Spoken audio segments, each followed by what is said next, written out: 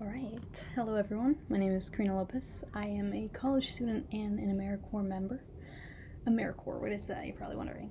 Well, it's a program that allows you to better a community with a year of service. It's a wonderful program and it opens up a lot of doors. And yeah, I'm very excited to be reading in front of everyone today. Let's get started. Alright, so today we are reading the new David Espinoza to highlight Latinx stories. Now, I don't know about you guys, but personally I love reading, especially when the book allows me to step into the shoes of someone else and see life through a different perspective, through the life of someone else, through someone in a completely different community, different part of the world, whatever it may be. But I also do enjoy reading books about people like me, which is great, especially this month. Which is National Hispanic Heritage Month, so it gives me a better chance to celebrate our similarities, which is something I hope you guys do.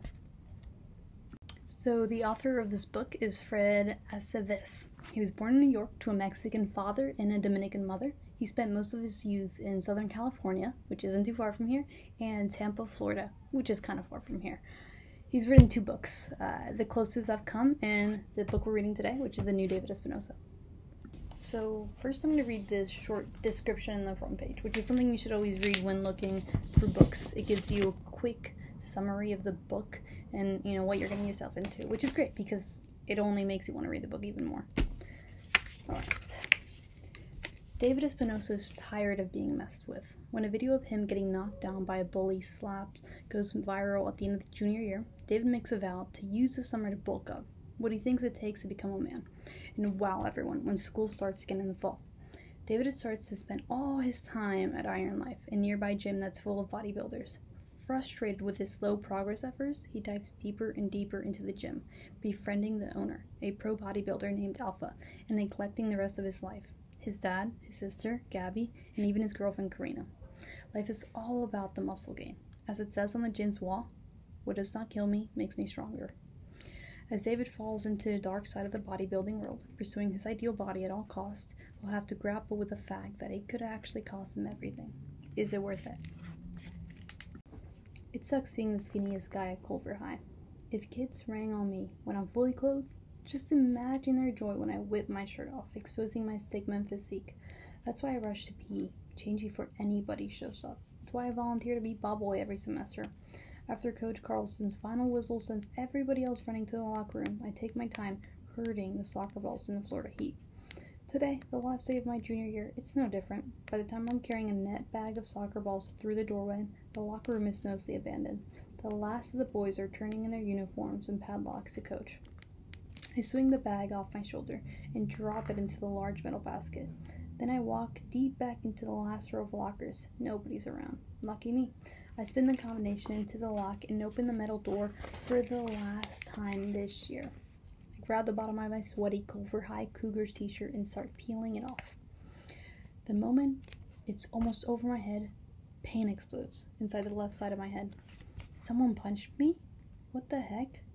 The vented blue doors around me go blurry, and the t-shirt falls to the floor. I tip sideways, then back, then forward, my legs trying to find balance. Next thing I know, I'm on the floor, my stomach, chest, and half of my face cold. The stench of teenage sweat and feet is way stronger down here. I don't doubt that. There's a high-pitched crackle, Ricky's trademark laugh. I could pick him out from about 1 million idiots, just from that sound. I strain to lift my head and catch a glimpse of Ricky's grin through my blurry vision before he turns to leave. Though Ricky might lift weights, he's not what you consider muscular at a 5'8". He's not even in your face bully who puts hands on you from what I've seen. He just makes fun of people. Like when he cracks on Ricardo's fat rolls when we change, he nicknamed me the F-stick. The one time he saw my bony torso, which got others in PE using that nickname. But from that to punching me? I mean, sometimes I get shoved against lockers and kicked and punched in the arm real hard, but never by Ricky, and never in the face. As the bell announces the official end of school this year, I check for blood. Nothing on my fingers. I push myself off the floor and stand, still dazed and super confused. A real guy would shake it off and go after Ricky. Beat him good. But what can I do, though? Not a damn thing. I'm not saying that to seem less like a wimp or anything. I'm just saying that at my size, all I can do is shake it off. forget the whole thing and try to move on with my life. I remember what my mom used to say whenever we had a bad turn of luck. Things could always be worse. That's a good perspective, but when being bullied, you should always say something, or when you see someone else being bullied. So even though my head is wobbly, my cheeks sting, and shoulder somehow aches, I still find the silver lining. At least it was only one punch. At least there's no blood. At least I don't gotta deal with one more bully for 3 months. At least nobody saw it happen. Okay, next chapter. Hours later, in the safety of my home, I still haven't shoved the whole Ricky incident out of my head. Enough worrying about it, I tell myself. Technically, Ricky punched me last year. Now it's officially summer. 3 worry-free months ahead of me. I don't know about you guys, but I always get excited right before summer break. Maybe even days before summer break. The last few days of school kind of just go by super fast. That we're all focused on summer vacation, sleeping, resting, hanging out with friends. Okay, I get amped about that. About tonight especially. The fun that begins just as soon as I change into my formal clothes. I put on my back slacks and take it in the bare torso in the mirror. A recent 4-inch growth spurt that has put me at 6 feet. Tall is good, but that outward stretch has enhanced my skinniness, like when you pull apart taffy. Why couldn't I have grown the other way too? I slip my arms through the sleeves of my white dress shirt, covering up my knobby shoulders. I button it from the top, hiding my bird chest and pokey ribs. My twig arms are also hidden. I love that about long sleeves. I consider my reflection. My girlfriend Karina often wears black because she says it has a slimmering effect. So I figure this shirt, the opposite color, would help me by giving me the illusion of bulk. Nope. That's right. I, David Espinoza, have a girlfriend. Me, the guy who, as of today, has experienced every known form of bullying known to man. We've been going out for 4 months now. The other miracle of this year is that I'm going to my first real party. You know, the high school kind, with alcohol and fun, not cakes and parents. It's a big deal. The end of the year party the whole school has been talking about. Actually, it's Karina who got invited. By her friend Emily in drama club, I'm tagging along with Karina. Just like my best friend Miguel is tagging along with Karina's best friend. But still, if only I can figure out how to knot this tie so it can be the right length. Come on, I tell myself. The 3rd time's a charm. Nope, too short. I give it a 4th. More carefully, try. Really take my time. The damn thing droops 2 inches past my belt. I take a deep breath and keep my anger at bay. Most of the time, I catch it before it grabs a hold of me. 5th try.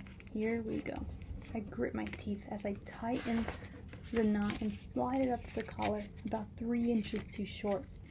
I could sell used cars like this, but it's not okay for a party. Stupid tie, I say under my breath. I pull it over my head and flinch it across the room. It twists in the air and lands on my bed. Do you guys know how to tie a tie? What a stupid invention. A bit of fancy fabric to dangle around your neck, serving no purpose. And why have a dress code for a house party? I mean, who does that? We're not actors going to the Oscars.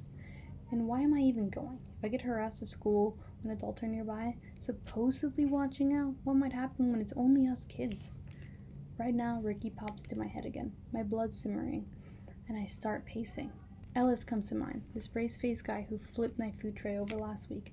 The ketchup on my face and the shirt entertained the heck out of everybody who saw it, their laughter loud enough to draw the attention of half the lunchroom. When Mr. Travers walked over to ask what happened, I told him I tripped. I remember last month in history before the teacher showed up when Julian hit me in the head with a marker from across the room. Bring it back to me, or I'll beat the heck out of you. I did, walking all those steps while every eyeball in the room followed me. This is how it happens. A horrible thought of memory drifts into my head. Another attaches to it, pulling another one behind, and so on, until I'm clenching my teeth and fists, pacing and wanting to kick some serious butt. That's where my thoughts end up every time. I come to stop and find myself facing the Night Chaser movie poster hanging on my door. Van Nielsen, the star of the movie, has a fierce scowl on his face, plus muscles to back it up. He uses them in the best fight scene of all time, at the end of the movie when he gets revenge on those guys who try to frame him. So when my thought lands on Ricky again, the sucker-punching bully materializes right here in my room. He's standing above me, freckling like the idiot he is. You messed with the wrong guy, Ricky. I throw 2 left jabs to his face, followed by a hard hook. The strong kick to the chest splats him against the wall. When he wobbles towards me, I finish him with a roundhouse and knock him out cold. What you doing? The question makes me jump. Puts an end to my triumph. Once again, I'm in my bedroom, alone. Okay, I'm not alone. My little sister Gabby is in the doorway. I turn, confused, and brunching her face, making her round cheeks even plumper. Well, this is awkward. You don't want your 8-year-old sister thinking you're some weirdo. Alright, so we're going to stop there. What did you guys think? Did you like it? I definitely enjoyed what I read. I'm going to go ahead and read the rest later today.